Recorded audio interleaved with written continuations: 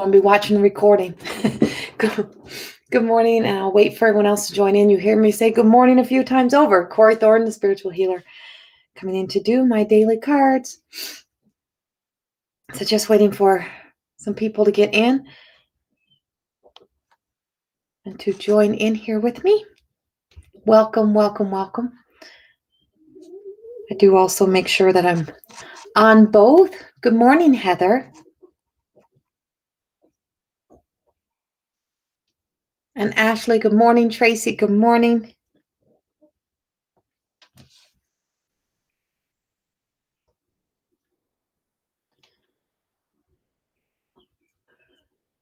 Good morning, Beth. And Nicole, good morning. Good on YouTube? Okay, good. Lurie, good morning. Raina, good morning. So for those who are watching, you may be on YouTube or Facebook. This is live on both Facebook and YouTube at the same time. It is being recorded in the morning. So if you're watching later in the day, know that this was a morning session, and I do invite you to please stay through, because these morning ones are not about anyone in particular. I don't pull specific cards. This is a reading this is a message. This is me coming in to have a conversation. So these are mornings of coffee and contemplation, I guess. This is right. Hey, this is back to what I started on Instagram. This was my coffee and contemplations that I used to do every morning. Only I used to give a card and a little talk, and I'm back doing it again. And I'm like, I love these morning classes. I love doing this. I mean, I love the mediumships that I do in the evenings as well, but I love coming in here in the mornings. I love how the room is getting busier. People are filling up, and like more and more. When we first started the mornings, people were like, and I wasn't doing specific readings, and people were like, But now it seems like more and more people are joining in and catching on to what this really means and how important this is right now at this time. So good morning to everyone who is joining in. Joanne, good morning. And if you're on YouTube or Facebook, I would say please stay till the end. This is this is using my cards of inspiration and attitude to kind of give us some guidance through where the energy is right now. I am a mystic, so I know the energy. I feel the energy. I speak to the energy. I live in the energy. I've lived this many lifetimes through. So where we are right now and what's happening is that I kind of get a heads up on some of this energy. So good morning, Larissa. And so this morning, my eyes are like all funny this morning. So this morning we're coming in, and I just realized I don't have my cards. I'm like, where is my own deck of cards this morning? That's hilarious. So I guess we're going to open up. I had a pack not open. So I guess we'll open up a pack that I had not open here, because I don't know where my deck is. I think they're in my bedroom. I had good intentions to record some TikTok videos last night, and it didn't happen. So we are in here, and we're back with my deck of Oracle cards that are still in beta testing. I am writing my way through this deck. I scrapped the first book, and this is why it's not ready, because I scrapped the first book that went with this deck of cards, because after I had to see myself on the screen through all 45 and see that it was my story, that none of the cards matched and aligned to what it was I was trying to portray with the cards. I wanted it to be simple. I didn't want it to be too long. I wanted to be inspiration, and also to show us that, when we're living in our shadow, how much of our attitude is projected out, even when we think we are hiding. So I say to people, like, when we talk about, we were taught to keep things underneath the rug, to not speak of it, to not to bring things up, to hide family secrets. Nobody is hiding shit.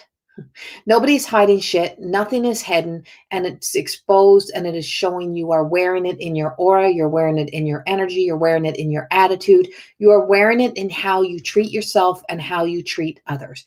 You're wearing it in how you try to perfect things, how you try to overdo everything, overreact, avoid procrastination. It shows up everywhere. No matter what you think you're hiding, you are not hiding nothing, because it's that constant You are exposing yourself through your attitude all the time. So it's better to be that truth of you, and just know that truth really does set us free. And it doesn't mean you got to tell the whole world truth. It means you have to speak your truth to yourself. So, good morning, Jackie Ann. Good to see you here. Good to see everybody joining in. And Glenda, good morning. And Tara, good morning. We're just waiting for everybody to get in here. We are speaking attitude this morning, just to let you know. We have inspiration. So whenever you see the cards come up on the screen, they're always going to be in the upright, which is inspiration. But it doesn't mean that what we're going to be talking about is going to be the inspiration of them. I can't reverse the cards just by bringing them up on screen. I need to put another copy in and put them all in reverse. So the cards themselves in reverse is attitude. And when we are in reverse, when we're away from ourselves. So we are going to be speaking today a little bit about attitude. And by attitude, we don't mean that we're all, we all got these bad attitudes. It means that our attitude is sometimes us trying to perfect life or trying to hide life. And this full moon really was, projecting that. So we get this post energy that comes with full moons as well. So you have that post energy. You also have some big shifts that is happening in the planetary alignments out there right now. And we have Pluto going into Mercury retrograde, going into Mercury retrograde. We have a lot of things happening. We also have, this is a time of truth and exposure to truth, truth coming up. So there's a lot of energy that's happening right now. And so I want to talk a little bit about that this morning. I do have to watch time this week. The last week of the month is like my craziest month. It's the time when I jam pack my day with clients, plus I teach at night. And tonight, I also start teaching tonight my new program. If you were interested, if you were on the fence, I think you may have a better understanding of a little bit about what the diamond effect process is. It is in the cards. It's one of the cards. It's the effects, the effects to outgrowth effects. It's that whole, the Christ-like is the diamond-like, but that whole beginning of coming home to us. So this morning, I was doing a lot of writing for the Diamond Effects program, and the week 1 is about becoming the observer, the witness, the change agent, all of those things that we speak of when we speak of the world outside of us. But we are one of those beings. So when we talk about beings and spirit and all of that, you are one of those. But we don't think of ourselves as that, because we have this sense of where we're a human being, and a lot of us believe that we are the only things that are here, the only things that exist is this human being. But we are so much more, right? There's so much more that is happening. I'm trying to not look like I'm just hid away here today. Feel like I'm whew. And so this energy that's around that, or what I'm writing about today for the class tonight, is about, when we really live from the middle, from the crossroads, and from that center self, from that staying home in us, to know that I'm willing to explore, to listen, to observe, those type of things, is that from that place, you get to you heal on a different level. You really do. You heal on a different level. I just had some of my own healing journey of kind of coming full circle in stepping out and into who I am. I felt like I have a friend who is a shaman, and she did a full moon meditation this morning. Or she did it a couple days ago, yesterday, and I did it this morning. And during that, I was she took me in 3 years ago, and I realized that when I got taken in, that was when I started that dark night of the soul journey. And I started writing, creating the whole More Than Existing program. The book itself was started years before that. But it was today, I felt like I finally walked out and walked free, is what it felt like to me. So there's a sense of, you don't realize how much of your attitude, even when you think you don't have attitude, is still around you. Valerie, you need an attitude adjustment? Well, this is the perfect place to be this morning, guys. It really, truly is. This is the perfect place to be because that's what we're going to do today. Is not an adjustment, but an awareness. Okay, so we're going to bring some awareness to attitude. We're going to bring some awareness to the power of the middle, the power of the crossroads, and the power of living in the power. Because tonight I do start the diamond effects, and I would love to see more of you come to that program. Instantly people look at it and go, oh my God, I can't do this, I can't invest in that. It's an investment into you. And you don't have to have any experience to come into that program. I take you on a healing journey through the chakras, through the energy fields. I flip your stories with you. I help you be able to do the work that you need to do. But this is about understanding energy on a much deeper level. You're working with a mystic. So you're working with somebody who truly has always, my whole life, why I have so much frustration with the world, and I have so much frustration with when we jump on these bandwagons and we get so caught in this mob mentality, is we have that one perspective view and we get caught in those stories. And it's like, you know what? You need to take a really fucking good look at yourself before you start to jump on those bandwagons. So this is one of my attitude. This is one of the things that I notice is you see like things like this, like these phones, and you see people talk about mistreatment of people and children, and I'm going to take a stand for this and for that, all these different things. But do you take a stand for the people who work in places where they're being severely underpaid? Do you, as you're standing there and you're putting your fingers up and you are judging people and calling them either races and those type of things, and you're wearing like a handful of diamonds, did you look at where your diamonds came from? Did you research where you got those diamonds? Did you find out more about those diamonds, and if they came from like child labor, if they came from those places? So before we're so quick to judge, so because we were all children, or we were all through experiences, and everything has a much bigger picture, right? And so everything has so much more to it. And when you look at things, that when you make a choice or a decision, there's so much more to it. And I've always explored those things, and I've always thought about that. And people would say, oh, you're too serious. You are so serious. I'm like, no, I am open. I'm aware. I'm aware of the world. I'm aware of the steps that it takes to get something to productivity.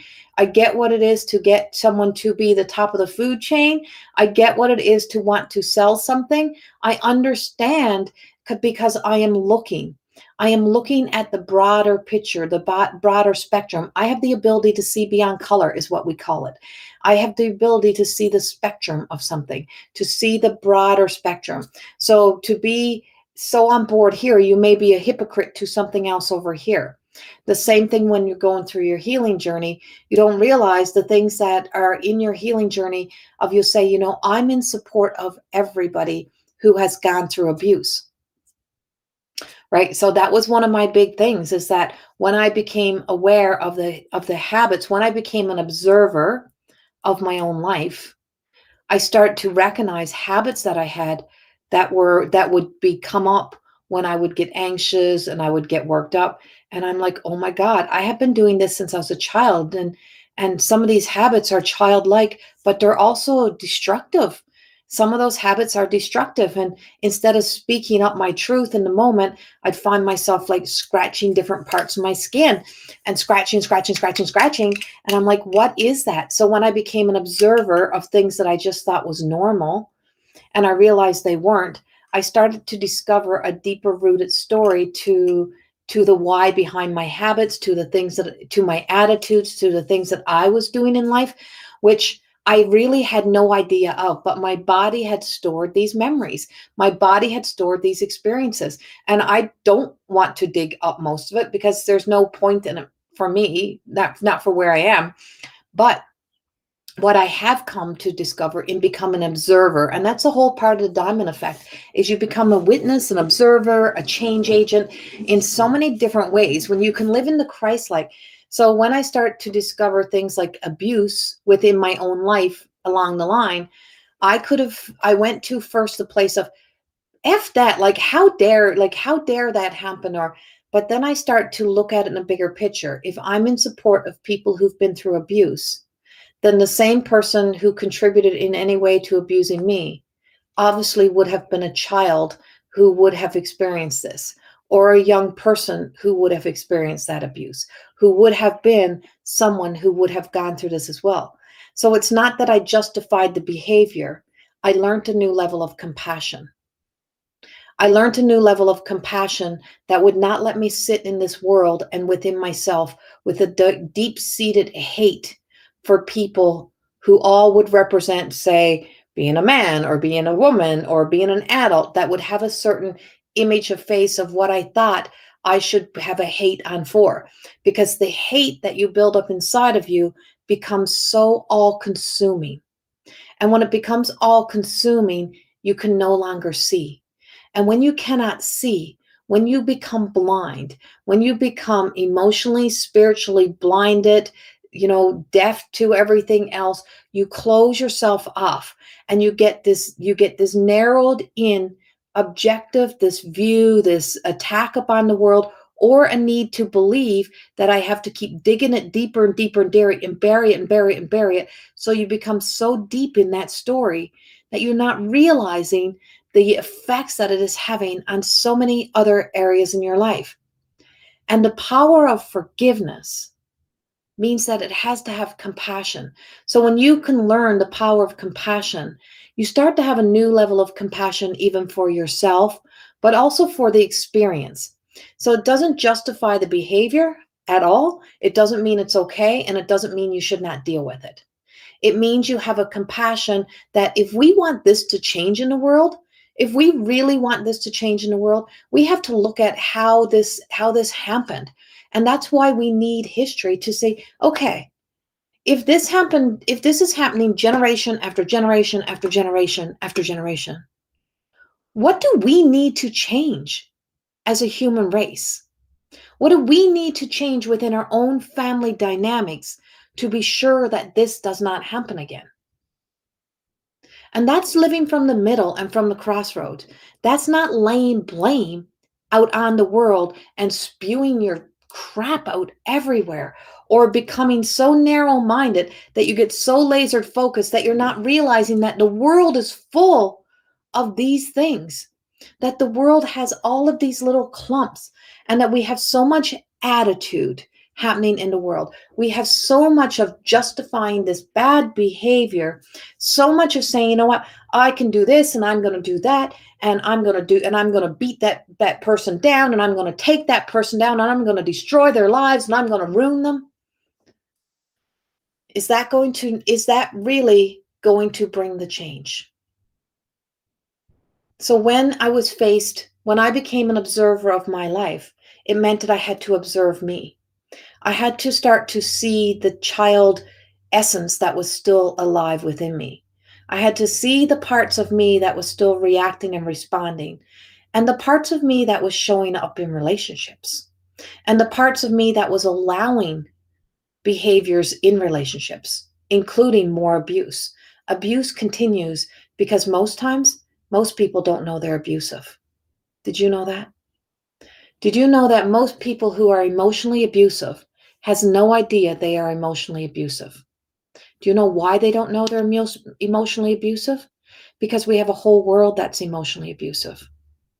We have so much of it around. So if you're from a whole family that say, well, that's just how we talk to each other. No, that's what you were conditioned and programmed to, how you would speak to each other, or how you would treat each other, or how you would neglect each other's needs, or how you would forget each other, or how you would make fun of each other. It was how you hid things. It was how we operated. It was how we were programmed, how we were conditioned. But now that we are consciously becoming awake and aware to that, it's not about just the self that is healing. By healing self, we also then have the opportunity to use it to be a platform, to be a voice, to bring awareness without setting out to destroy the freaking world. We start with us, and then maybe our families change. but we change the dynamics of the family that we live in. And then we change how we react and we respond to our neighbors, to our coworkers, to the people that exist within our environment in our world. Because once you know what it means to be, even emotionally abusive, or to be abusive with your words, your actions in any way, to be a bully, to be those things, then you are now, once you know, every time you do it, you are observing that behavior. And we're so closed off in the world. We're so one dimensional. We get so caught up and so all consumed in this whole this title of self-healing. Self-healing doesn't mean becoming self-absorbed. Self-healing means that we really truly are doing this because the soul self, which is connected to the collective energy of love and light that is out there, an energy that is so ancient and so old, is saying, how many times do you have to repeat these cycles before we finally get this? Do you know how many times this kind of energy, this kind of war, this kind of objective to make those kind of changes shows up, and we do it in the same kind of way, to be at war, to destroy, to conquer and destroy? And it doesn't work. It doesn't work. And so that whole self-righteousness that we get on, of, oh, I'm such a good person, I'm just always there, I'm on top of the world, I'm there for everybody, I'm the person who just, I'm the first one to show up with my sign, I'm the first person. So, okay, you're the first person in the lead. If you're the first person in the lead, do you have courage to put that down and say, there's a whole bunch of people here who are human like us? And where did I get that paper? And where did I get that marker? And where did I get that stick? And where did I get the clothes I'm wearing? Where did I get those things? Because if I'm going to take a stand for doing the right things for the right reasons, I'm going to have to take a damn good look at everything that is within my existence. Everything, including how I treat my own family, including how I treat the people around me, including how, and I know this firsthand. I know what it is to be shunned. I know what it's like to be, on the other end. I know what it's like to be on that freaking soapbox thinking, I got it all figured out. So let me tell you, if you only do this and you only do that. I did it to my own family. Of course I did. Because I had ego, I had attitude, I had a sense of, I wasn't observing my own life. I was witnessing and observing the world around me, and I somehow, without even knowing it, wanted somebody to pay. Until I started to learn a new level of compassion, a new level of kindness, to be a benevolent being. Through my work with as a mystic, as I found myself in that middle of the crossroads, as I found myself on that spiritually, I don't say that spiritually not broken, but spiritually kind of lost, when I had to surrender over everything that I was to God, and just say, I don't know. My brain has maxed out, my body has maxed out, I've maxed out. I don't feel like I can stay alive. And something kept me going. But not that it kept me just going. Something awakened me to a world that was so big, so expansive, so much. And information and knowledge and education and programs and books that I wrote, there's no way, there is no way the Corrie that I was prior could have ever done that. And people say, well, where did that come from? I didn't even know you. I don't know where it came from. I don't know.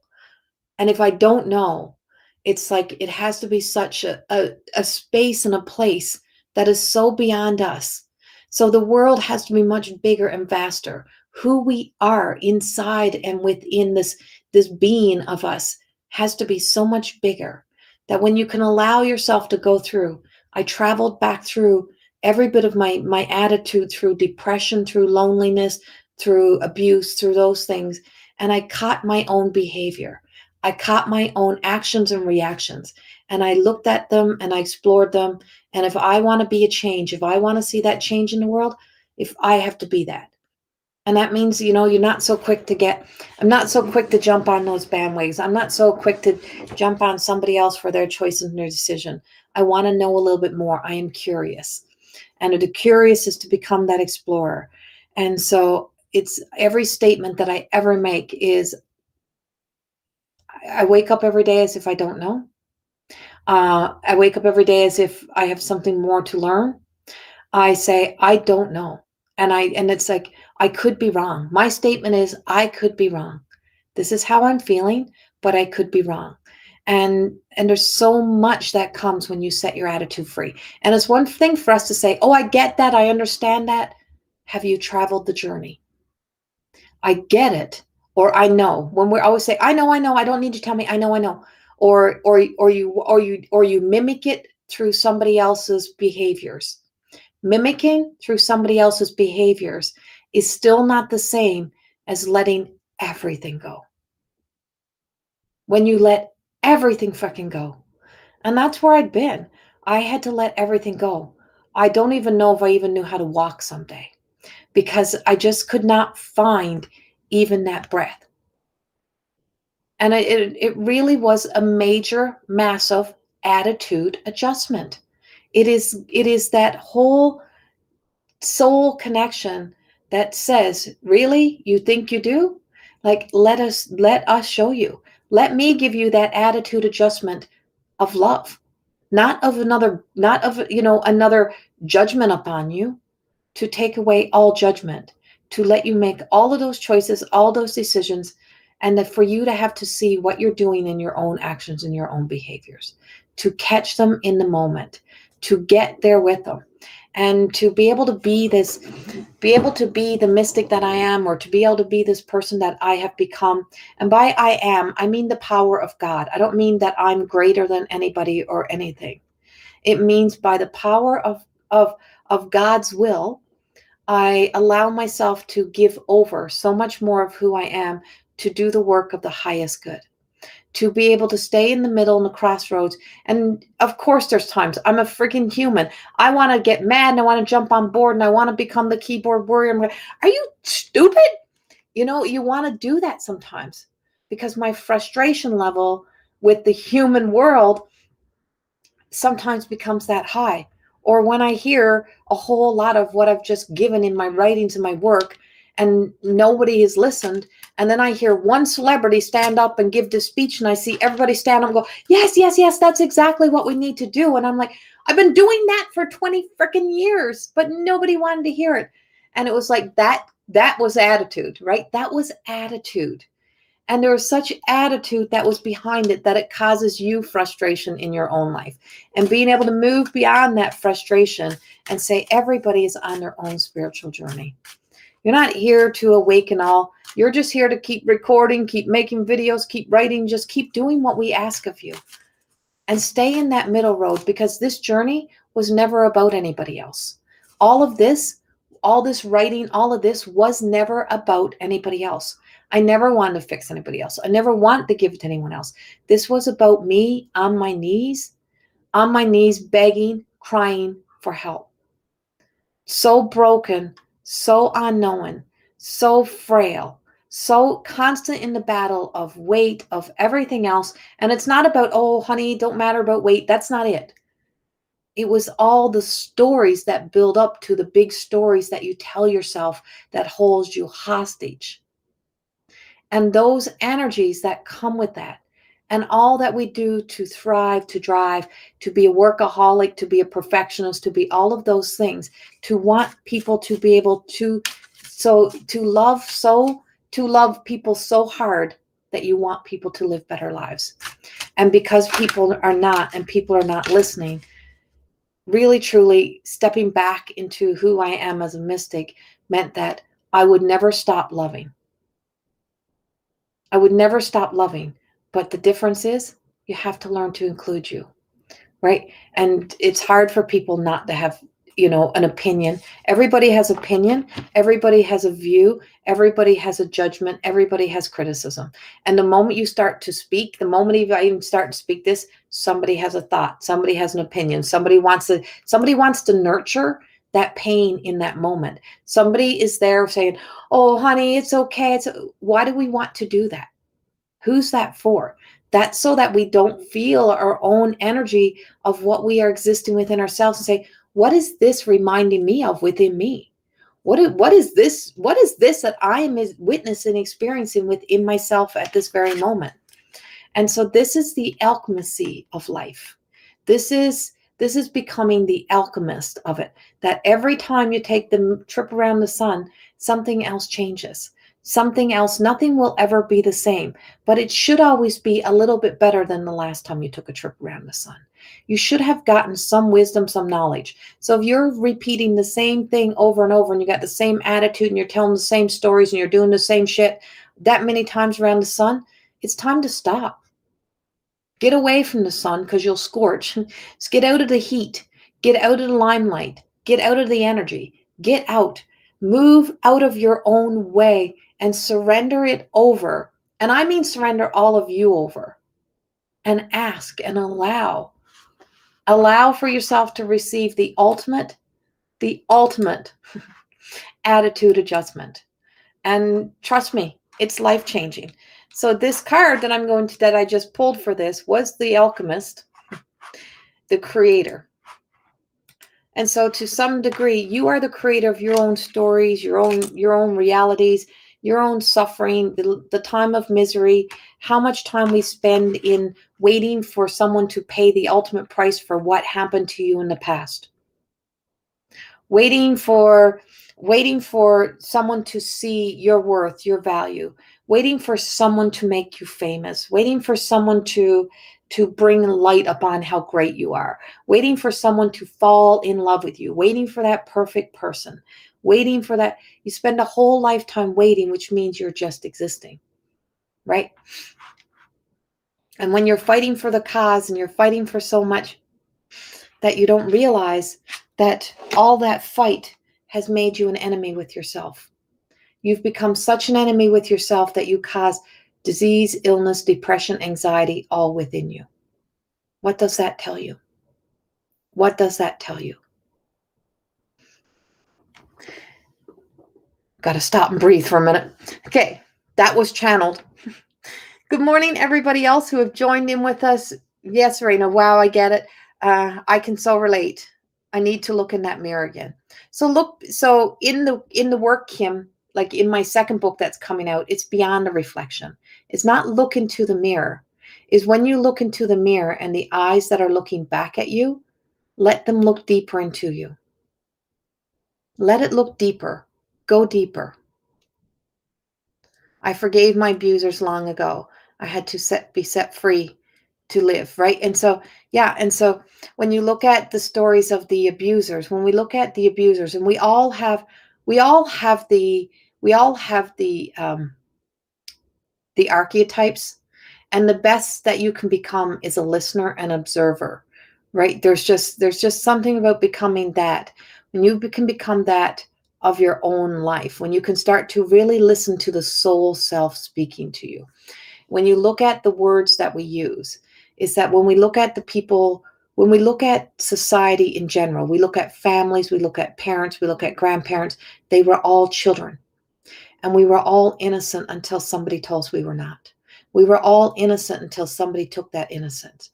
We were all good until we became bad. We were all love and light until we became shadowed. We were all that essence. We all came from the same. But we become so separated and divided and so hurt. When hurt and anger is ruling the world, why do we want to keep projecting more of it out there? If hurt and anger has caused so much in this world, why do we want to keep projecting that out and to try to make a change from that place?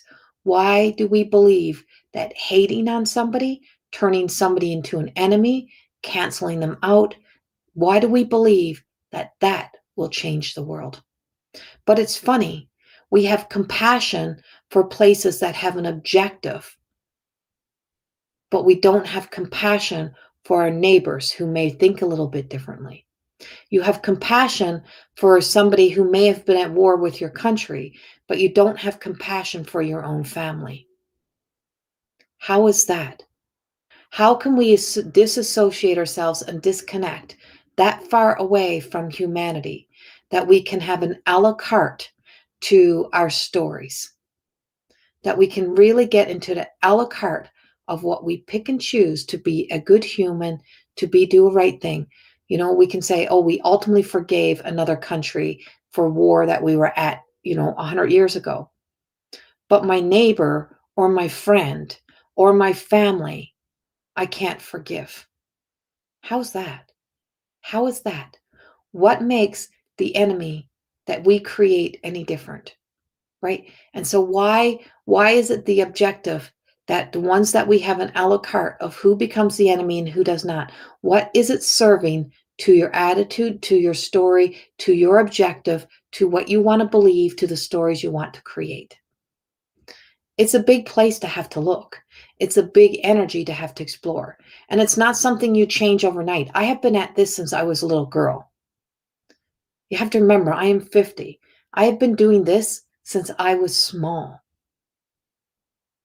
So this is not something that changed overnight by just having an aha moment, because your aha moment will not catch the habits that are so deeply ingrained that the whole world exists within them. It's stepping outside of the world is where you learn this, is where you see this. And so the card that comes up is the creative world. It is the enchanted alchemist. And so the alchemist doesn't create a world out of an agenda. I don't have an agenda. I don't have a push. Would I like for people to purchase some of my stuff? Yes. Would I love for people to come into my training? Yes. But not so I can change you. And not so that I can get you to all follow a certain collective way of thinking. It's so that I can help guide the ability for people to be able to see their truth, to be able to find their own way to live, to understand God's will and your will, and to understand the difference between being an observer, to understand the stories that we've created and the realization that really truly comes when we have those aha moments. Because if we want to heal, like truly heal, there's a lot of things we have to free. And a lot of people we have to free from that story.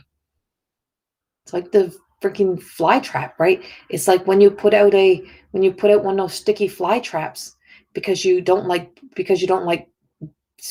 flies, you don't like those house flies, well, you're going to catch everything else in your desire to catch what you don't like. Right. And so you still catch everything else that you didn't have a problem with, including butterflies and dragonflies, and all the things that you loved becomes caught in that sticky tape and becomes a victim, and it's all killed in that, right? It all dies in that desire for you to catch the one thing you didn't like. There's a thought for you. There's a thought for you. Think about it that way. Think about it that way. Yeah. Raina, my spiritual journey and therapy the last years has brought me to so much a place of love and compassion. I too look at all things differently. No blame to anyone, right? It's been my soul's education. Yes, right? And so that includes ourselves. It's having that ultimate level of love. And I spoke about this in my class last night, and I said to them, I'm like, if I had known that my destiny if I had known once I went to start to pick up pieces of my destiny, that my whole destiny was just love. My destiny is love. I'm here to learn love. And I have rejected so many places where love has come into me because I didn't know the difference between love and hate.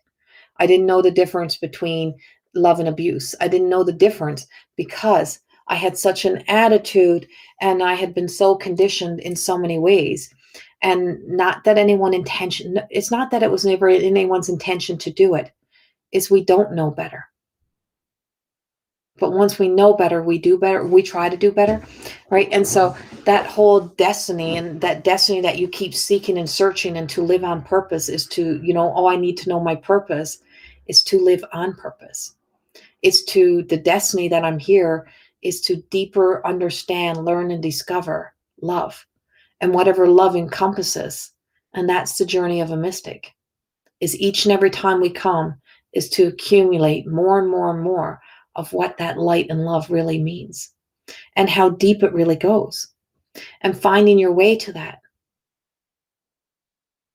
Right? We are all human beings until we go home. So we'll have to learn how, right? Right. And so we have to work with our ego. We are here to have a human being experience. That's right. It's like, so you're a being and you're a spirit, and there's many beings that are out there, including the spirit of our loved ones. If only we knew then what we know now. Exactly, right? And that's the whole world. We do know better to a lot of things. Good morning, friends. Good morning, everyone who's joining in. And we do know, and Lisa, yes, such freedom. I don't know. Yes, exactly. There's such freedom in I don't know. And there's such truth, right? And so truth hurts. And so when you have to become the witness of your own life and you have to look at your own attitudes and their own things, is that truth hurts only because it means that it's breaking us out from being trapped. And so to wedge our way through is what makes it hurt. And because we can't get what we want, that's what hurts. And you always can't get what you want. And so if getting what you need comes at a cost of everything that you've been holding on to of what you wanted, in the end, it is all love and it will be all beautiful. Right? But there's so much to be seen and so much to explore and so much to discover. The creator of the world and the enchanted alchemist is for us to open up our own book, to look at our own script, our own story, everything that we have told ourselves, and to take the highlighter and start to go back through and start to look a little bit deeper of where you have been, what you have been doing.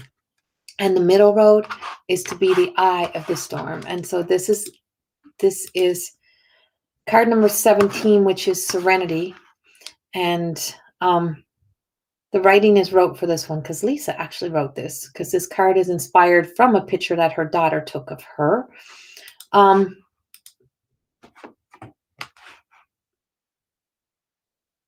her daughter's the artist. And so this is the eye of the storm. This is serenity. It's making peace. And until you understand peace and serenity beyond suppression and burying underneath the rug and hiding and pretending, you don't know peace. Because as long as you are pretending, hiding, suppressing, turning a blind eye, that's actually not peace. And it's not serenity. And it's not being in the eye of the storm. It's hiding. It's hiding. And when we're hiding, we are not at peace because we're always waiting, afraid that something is going to be exposed, something is going to be seen. So why do I not hide? And why do I expose myself? Because I spent a lifetime being in fear. And I don't want to live in fear. So I speak my truth. I live in my truth. Only the truth that I know it to be true for me. It doesn't mean it's somebody else's truth. It means it is my truth. And by that, it has cost me people. It's cost me family members. It's cost me things. But I could not let it cost me discovering what peace, joy, and happiness would really, truly mean. And trust me, none of it is in the material world. Not one bit. Not one bit. So freedom comes when you can learn the power of the middle, of the crossroads, because the crossroads means that no matter what, every choice you make has a consequence. And every choice and decision you make has a bigger outcome than you think it does. And you've got to be willing to explore all of it because something is at a cost. Something is at a cost. I'm just looking at my time. I got 10 minutes. I have to tell you this. And I say this all the time. And I spoke about this in my class last night. When you say, oh, I need to make peace, so I need to tell somebody my truth. I need to be honest with somebody.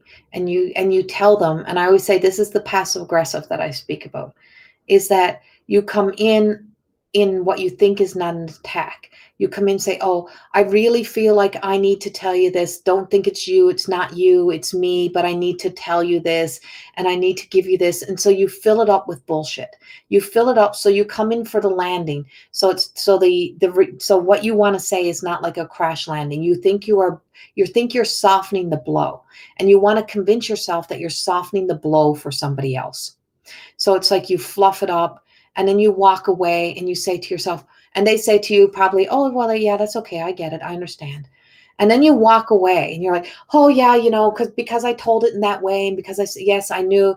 It's like you didn't the only person you softened it for was for you, because you witnessed an event, an experience in that moment you were in, but you weren't there for the collateral damage, for the broken pieces after, and for what would have to happen. So everything has a cost. Is that fact of that you set yourself free, and you're free, and you feel like you did the good thing, and you spoke that truth, but the person left splattered all over the floor still will have to go through their experience. So it's that softening it up is serving nothing, only you. Because the damage will still happen. You just set yourself free. So you created a little bit of your heaven on earth, your perspective, your view, your little world you want to stay in.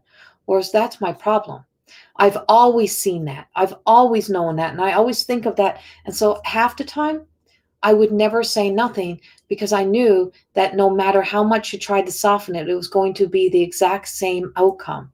There was always going to be an ending, a destruction. Somebody was going to be left hurt.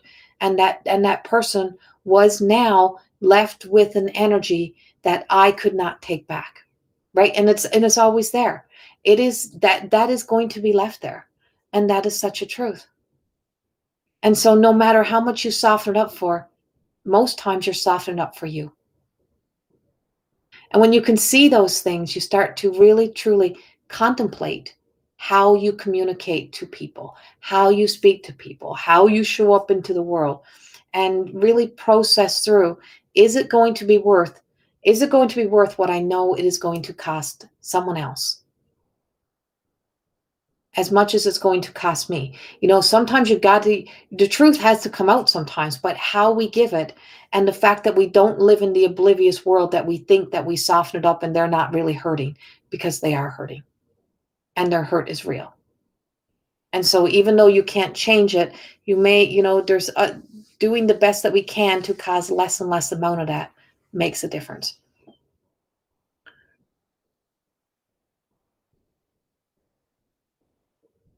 But isn't close by and needs weeks without contact, right?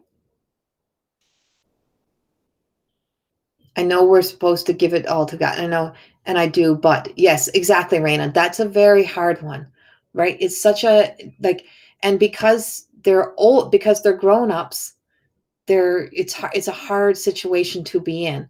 There's a lot of things I could kind of bring up to that. I wish I had more time for this one today. Save that one for tomorrow. Save that one for tomorrow. I'm going to bring that one up again tomorrow. Take a picture of it so you can write it again. Oh man, I never thought of softening the blow messages before. Yeah, exactly, Karen. And that's what I mean. And I always think of all those things. My head doesn't stop. My mind doesn't stop. My body doesn't stop. It's because I can see things all the way around and all the way through. And I've been able to do that since I was a child. So yeah, life's been a frustrating journey, but a beautiful journey. I don't regret it. I just know the awareness and how I teach this and how I communicate this has truly meant that everything that I could see out there, I also had to become that within myself, to see how much I have done that damage to me, or how much that I've lived within some of those damages. So this is the beginning of a new journey. We'll bring this conversation up again tomorrow. We won't end this today. I think this is one I'll leave open for tomorrow, and we'll continue it again tomorrow. But I do have to go to work. I have a client right away here. So we'll come back in and discuss this again tomorrow morning, and we'll do this again. And I know there'll be more energy and a different story to go with it. But if you want to get into my program, it starts tonight. It is 7 p.m. Mountain Standard Time that it starts tonight. There is 2 payment options. If you need more, don't be afraid to email us through the school. We'll help you. It is 9 weeks that you're with me. And I'm so excited to teach this. It's ascension. It is healing. It's a journey. I give you some attunements, and I help the energy to flow through you, provide that white light energy for you. So thank you. Thank you, everybody. Thank you. Thank you. I didn't know this message was coming so powerful today, but I guess it is. So we will let this continue tomorrow. Much, much love. Have a beautiful day. And I will see some of you tonight in the Diamond Effects as we start the program in Corrie School of Magic. The link is on the Facebook page. Much love. Have a beautiful, beautiful day. Bye-bye.